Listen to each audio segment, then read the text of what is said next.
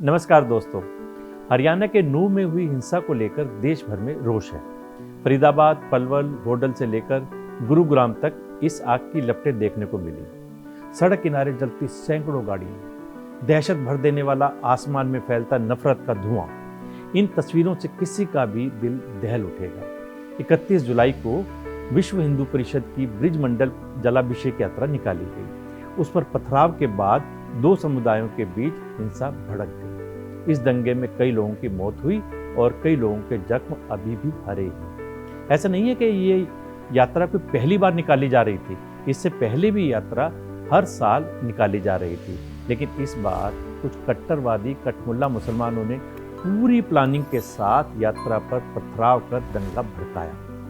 आज के माहौल को देखकर अक्सर घर के बड़े कहते हैं कि पहले का माहौल बढ़िया था, लेकिन ये माहौल कोई बदला ही नहीं है। आज़ादी के पहले भी इस तरह की चीज़ें देखने को मिलती थी।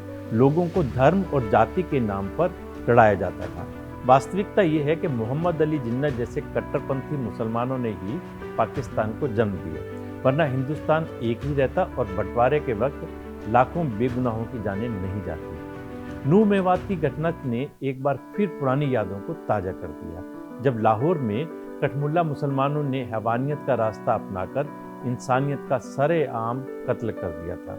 लेकिन वर्तमान हिंदुस्तान में हिंदू हित राष्ट्रीय हित है, इसलिए हिंदुत्व के सम्मान और हिंदुत्व के हितों की हर कीमत पर रक्षा की जानी चाहिए। जिस तरह मुहर्रम पर ताजिए जुलूस निकालते हैं, उसी तरह शोभा यात्राओं के आयोजन का मकसद हिंदुत्व की ताकत दिखाना नहीं, बल्कि हिंदू धर्म के प्रचार और प्रसार के साथ ये हमारी आस्था का विषय है।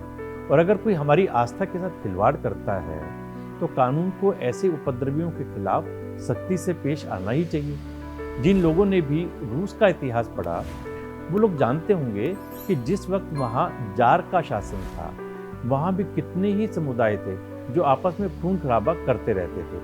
लेकिन जिस दिन से वहाँ श्रमिक शासन हुआ, लोगों की आर्थिक स्थिति मजबूत हुई और वहाँ का नक्शा ही बदल गया।